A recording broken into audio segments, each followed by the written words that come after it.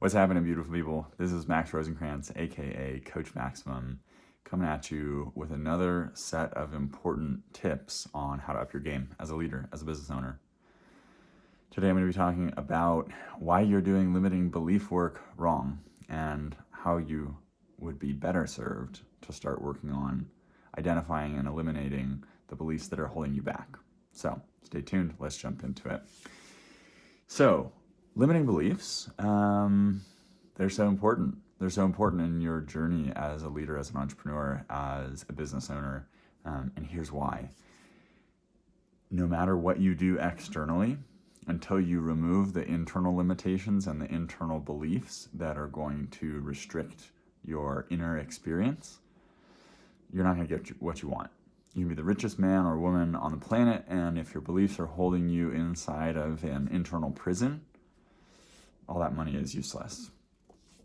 Here's the thing. Most people are doing limiting beliefs wrong, or they're just not doing them very effectively because they don't have a good methodology. So I have two methodologies I want to talk about today. Both of them are ones that I've learned. Neither of them cost any money to implement, and they're all super simple, like less than 30 minutes to do if you just sit down and go through it to eliminate a belief. So I'm going to be talking about the Lefkoe Method and Byron Katie's The Work, or The Work of Byron Katie. And we're talking about the distinction on when you should use each of these and when you should not use each of these, and why they're better than most of the other methods I've seen out there. So let's start with that last part first. Why are these methods better than any of the other methods I've tried and found out in the world? First and foremost, because they have a structure and a process and an aspect of completion. They're feature complete, as they would say in the software world.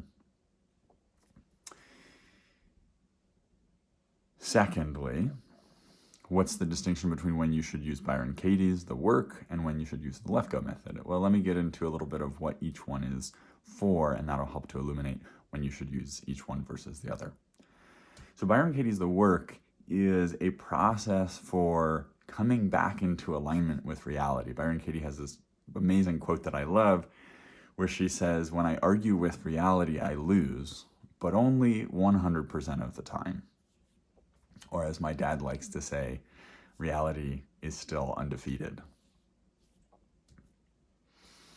So Byron Katie's The Work is a process for coming to terms, coming to grips with the truth of what it actually is. Because what happens is when we resist the truth, we suffer. And when we are willing to be with the truth, it might be painful. It's often painful, but we don't suffer, and we can move forward and we can find peace. And I know for me, finding peace and ease is really important. And for most of my clients, that's also a theme that comes up regularly, is like, how can I find more ease, more peace, more joy? And the path to finding more ease, more peace, more joy is getting on the same team with reality, getting on the same side of the table as the truth. So when you want to use the work is when you're arguing against what is. And the main word that you can use as an indicator that you're arguing against what is should. This person should be different, or I should be different, or the circumstances should be different, or things should be happening faster. It's not the only word in there that you identifies that you're arguing with reality, but it's one of the most common. So if you're shoulding on yourself, that's when you want to go do the 4 questions of Byron Katie to help you get back on the same team with reality. Now, that's one form of stressful limiting belief, beliefs that are preventing you from being in agreement with the truth. The other form of stressful limiting belief has to do with mostly self-esteem and the way the world operates. So things like, I'm not good enough, I'm not smart enough, or life is hard, it's hard to make money, business is hard. Those are beliefs about the way that you and the world operate, as opposed to beliefs that are keeping you out of alignment with the truth. Now, circumstantially, what happens in these two different places, this will also help identify which one to use. If you are feeling a sense of anxiety or frustration or perpetual downness about a person, a place, a thing, a group, some aspect of your life, that would indicate more so towards Byron Katie, especially if it's about other people and groups that you're in and external circumstances.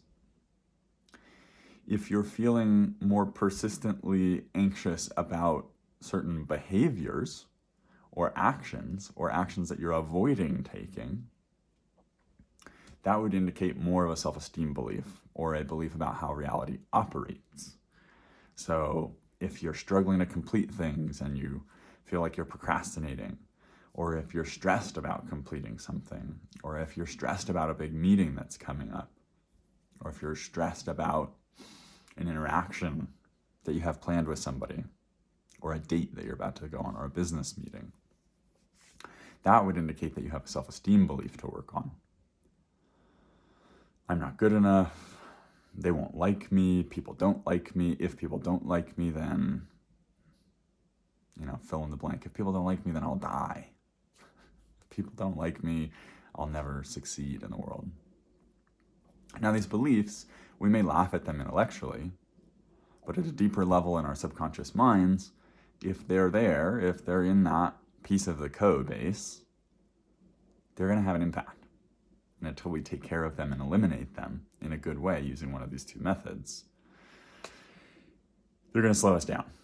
They're going to prevent us from reaching our full potential. So, recap, Byron Katie's the work for when you're arguing with reality and you want to get back on the same team as the truth, and the Lefkoe Method for when your self-esteem is taking a hit because of beliefs that you're holding about yourself that aren't true. I'll put links to free resources for each of these tools in the description below, and until I catch you on the next one, be well.